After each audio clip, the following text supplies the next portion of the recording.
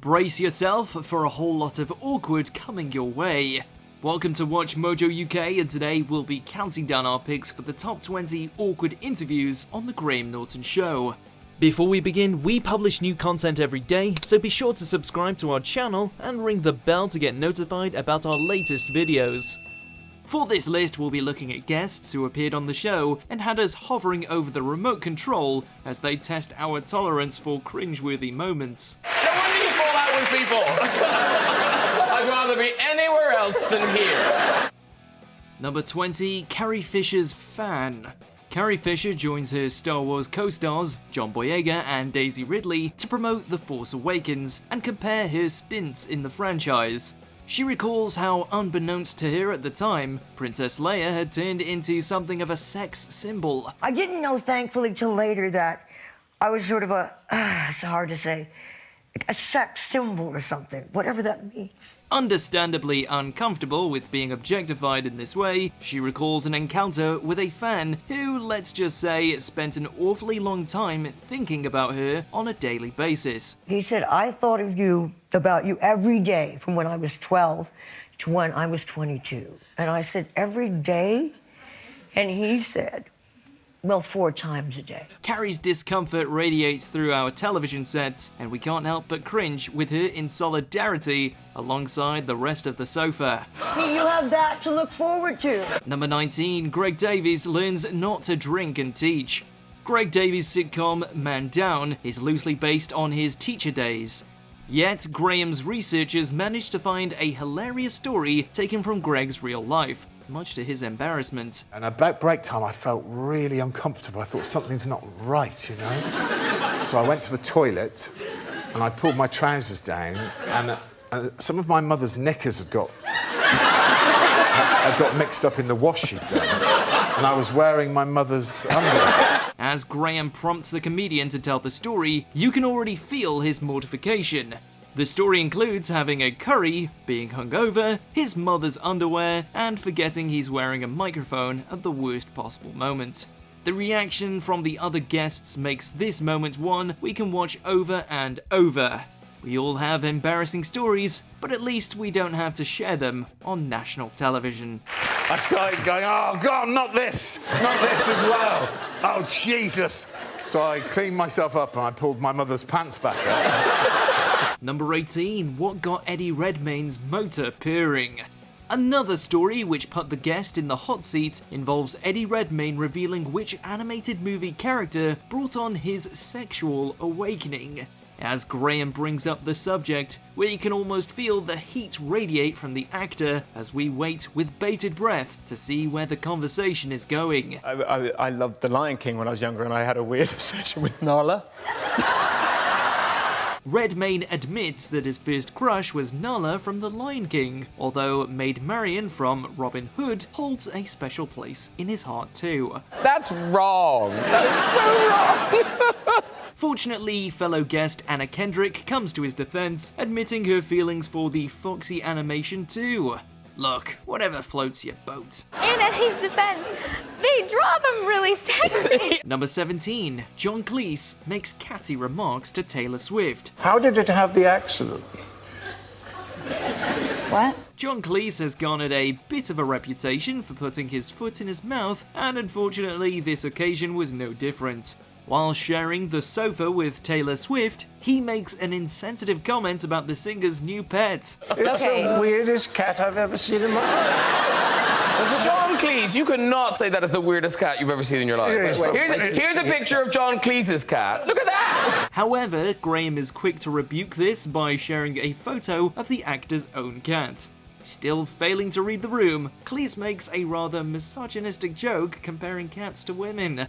Taylor gracefully shuts down his misguided attempt at a joke, although the awkwardness continues to linger. We guess he missed the memo that sexism isn't really funny at all. I much prefer cats. They're unpredictable and cussed, like women. You know? Oh, we don't want to do that. Number 16, Elizabeth Who. When your show is as long-running as this one, it seems likely you will eventually mess up someone's name. Now, Elizabeth McGovern, what a fantastic 2010 you've had. In an interview, Graham disclosed that his most embarrassing moments on the show was during an interview with the Downton Abbey actress Elizabeth McGovern. He kept mistakenly calling her Elizabeth Montgomery, who is actually the actress who played Samantha in the 1960s series Bewitched. He says she never corrected him, although you'd think someone from his staff might have intervened too. We bet he wishes he could twitch his nose to go back in time to fix this embarrassing error. I cannot believe I'm pulling this off. Number 15, tensions between Jamie Lee Curtis and Jeff Goldblum. It's kind of hard to pinpoint what happened here, but Jamie Lee Curtis and Jeff Goldblum just seemed to rub each other the wrong way, and their animosity did not go unnoticed. The show provides a unique format where the guests share the spotlight, so if two celebrities aren't vibing, it sticks out like a sore thumb. I like your shorts. Thank you very much. They keep appearing to throw jabs at each other, creating quite an uncomfortable viewing experience. Finally said to him, "Oh, you're doing Jeff Goldblum." My God. And if you watch that movie again, you will see it's all that. We have yet to get to the core of their frostiness, but whatever the cause, they probably should have saved it for after the cameras were turned off. And he didn't like that I said that. Really? Oh, no. Oh, he didn't love it either, but there you go. Number 14. Jim Carrey jokes about Hollywood standards. Jim Carrey caused a stir with remarks about Margot Robbie, which were branded rude and creepy. His joke that Margot's attractiveness was behind her great success in the industry was not received well by many viewers. I wanted to talk to you because you're amazing and I'm so excited for you. Oh, it's thanks. incredible that you've gotten as far as you have with your obvious physical disadvantages. While Margot chose to laugh it off, others were unimpressed by the sexist comments and pointed out that he would never say that about a man. That's just pure talent there. Of course, some came to the actor's defense, as Carrie has famously called out Hollywood in the past, but many were left feeling uncomfortable. Thankfully, Lewis Capaldi was there to break the tension with an endearingly awkward story of his own. Sorry, and sorry for swearing, everybody. Sorry. Number 13, Madonna and Sir Ian McKellen's frosty exchange. Madonna's dry sense of humour divided the viewers, with many left unimpressed by her attitude, which came across as dismissive and aloof. Sitting on the sofa beside national treasure, Sir Ian McKellen, some believed she was not happy about sharing the spotlight, and many of her attempts at humour fell flat. Yes, it is. That sounds like an old folks' home. Well, at my age. Not only does her body language come across as frosty as she distances herself from the actor, but also some misunderstandings between the pair make for some rather awkward viewing. What do you do? Oh, I'm not going to tell you. Ask Danny what do I do. I know you're an actor. Yeah. Nevertheless, many fans took to the internet to stand up for the actor and call out the singer's rude behaviour. As you might do a number for them, and I do a bit of Shakespeare. Wow. It's my equivalent. Yeah. Okay. I do a bit of singing, don't I? You I do a bit of Shakespeare also. Do you? No. Number 12. Jennifer Lawrence disrespects Hawaiian culture. Disrespecting any culture is never acceptable, so it is hard to understand why this story garnered such a laugh. Graham urges Jennifer Lawrence to share a story from her time filming Catching Fire from the Hunger Games franchise while in Hawaii. We were filming in Hawaii, and there were sacred rocks, and they were, I don't know, their ancestors, who knows. They were sacred, and you're not supposed to sit on them. She recalls scratching her backside on some sacred rocks, causing them to dislodge and roll down a hill. She tells it in such a flippant and offhand way that it is as if she doesn't realise how disrespectful and offensive her actions were. So it came as no surprise when viewers voiced their unhappiness, demanding she apologise for her actions. One rock that I was spud scratching on ended up coming loose. It was a giant boulder, and it rolled down this mountain and almost killed our sound guy. Number 11. Sir Lenny Henry yells at the audience. Graham saw a record number of guests join him during his comic relief special show. The idea was that throughout the evening, more guests would join the lineup, but it seems that not everyone got the memo. At one point, Sir Lenny Henry gets up from the sofa to confront a noisy group off camera. Could you shut up over there, please? It's really noisy! Graham waits until he has finished before pointing out that the group are celebrities who maybe have had a bit too much to drink while waiting for their call. We've all been there with frustratingly noisy audience members, but we could practically feel the second-hand embarrassment. You have to be quiet!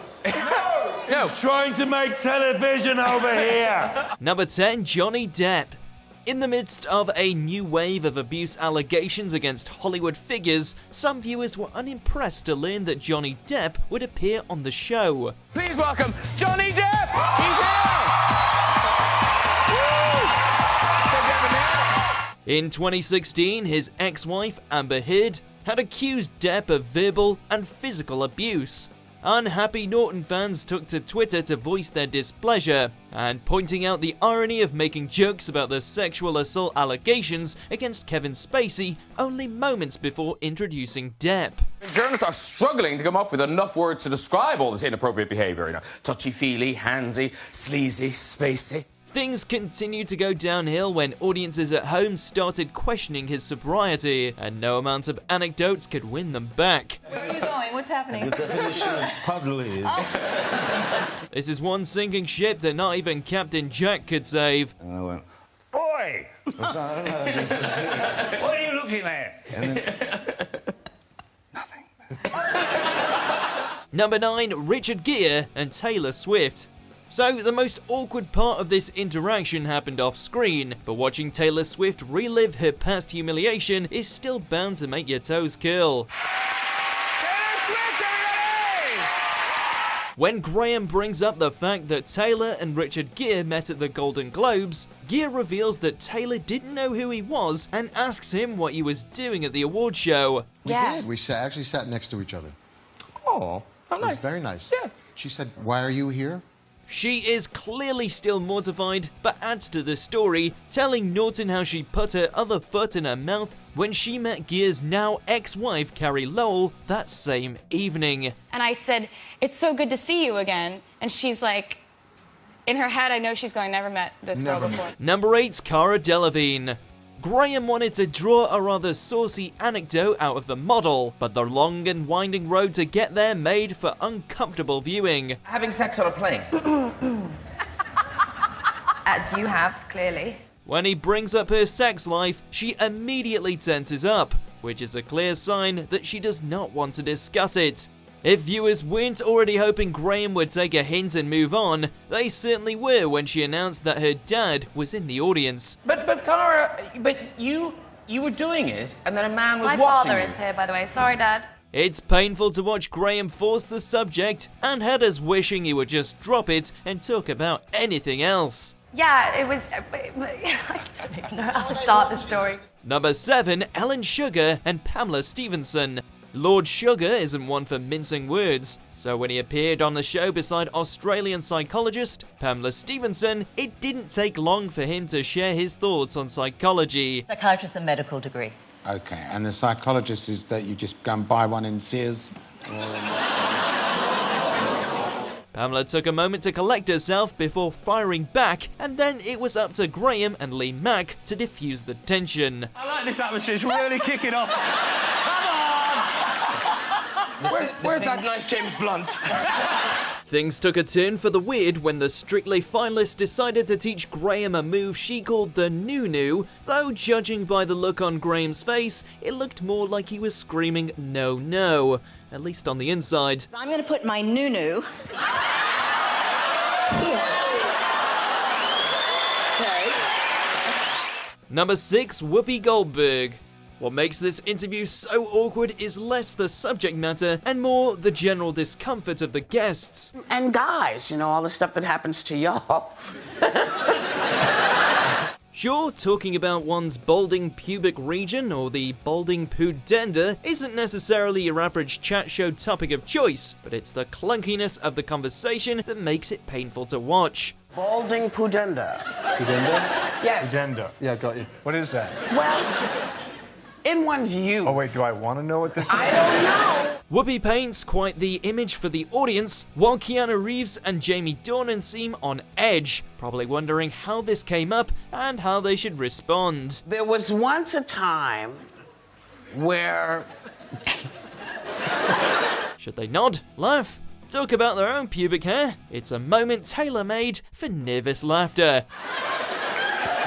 Wow. Yeah. Number 5, Mickey Rourke. There was nothing that we didn't find uncomfortable about this one, whether it was Rourke's bizarre entrance or his suggestive language to both Graham and other guest Jessica Biel. Let's say hello on the couch. Come up here. Oh, bless you, sir. Oh, you see yourself down there? In fact, watching him around here makes our skin crawl, and it's clear that she's uncomfortable too. Wait, you got a gift? I'm about to look really bad because I don't have a gift. Oh, no, I got a gift for you, too. Oh. This is one guest who wasn't going to get an invite back anytime soon. His entire manner was inappropriate, and even Graham seemed concerned when he turned his back for a second, only for Rourke to get uncomfortably close to his other guest. Just monitoring the situation. Help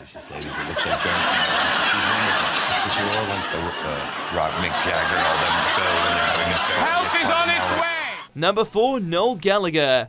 This time it's Graham who puts his foot in it as he accidentally mistakes Noel Gallagher for his brother Liam. Graham seems to believe that Noel and Jack Black have worked together in the past, but is corrected swiftly by Black, who seems all too aware of the Gallagher feud. Wasn't there something about working together? No. That is it. Now it's embarrassing. It was his brother, Liam. That was the thing. Luckily, Noel is a good sport about the blunder, but uses the opportunity to throw jibes at his brother. So if he was on here, did you watch him on here? No. Oh, so, but he watches you? Oh, he's obsessed. The audience's nervous laughter can be heard in the background, but fortunately, Noel sets everyone back at ease by having the last laugh. There you go. Liam. Number 3, Sinead OConnor. It would be fair to say that O'Connor has built quite the reputation, and after years of making headlines, not always for her music. It's understandable that she'd be nervous about coming onto a chat show, but this still wasn't what audiences were expecting. Anyway, well, so I'm a bit of a nervous wreck about interviews as a whole, to be honest, because on one hand I got record company quite rightly and everyone going, don't say anything, and the other hand I'm like... As far as first impressions go, nothing compares to her introductory line to Daniel Radcliffe, even if she did have an innocent reason to be giving him imaginary baths. It's a great pleasure to meet you, Daniel, because believe it or not, one of my children had many imaginary baths with you. Really? It only got more uncomfortable from there, thanks to the reveal that Graham didn't actually have the album she was promoting, and her rambling response when Graham asked her how she was. We live in a world where crazy is a term of abuse, you know, which I frankly think should be outlawed. Number 2, Miriam Margoyles. She might be the celebrity equivalent of Marmite, but hey, when she's on the sofa, at least the show is never dull. Miriam's awkward moments on the Graham Norton Show are many, as never knowing what she might say or whether it's going to make you chuckle or cringe. I'm just fascinated by you. No, because unfortunately I don't know many black people. It certainly makes for good television. She's blunt, honest, and doesn't much care for what anyone else thinks. Did you see Mamma Mia? He was very good in Mamma Mia. Did you see that? That was a dreadful film. But there are some things you just can't unhear. Case in point, a story about meeting Laurence Olivier, which was a little too much information. Number 1, Mark Wahlberg. Like many of Graham's guests, it seems that Mark Wahlberg enjoyed the free booze backstage, but perhaps went a tad overboard. I want to challenge you. Oh, shit. I want to challenge you to a big dick contest. In this infamous interview, he's like an attention-seeking child constantly interrupting the other guests and stealing focus. Sarah Silverman deserves an award just for putting up with him, as he barely lets her get through her stories. At one point, he even climbs into the bewildered host's lap. And this is what, can you imagine? You sit there. Listen to the nice lady. Wahlberg has since said that it was all a pre-planned bit with Silverman, but we're just gonna let you be the judge. So a couple of months ago, I was at the gym, full face of makeup on, ready to do my Why would weights. you wear makeup to the gym? Do you agree with our picks? Check out this other recent clip from WatchMojo UK and be sure to subscribe and ring the bell to be notified about our latest videos.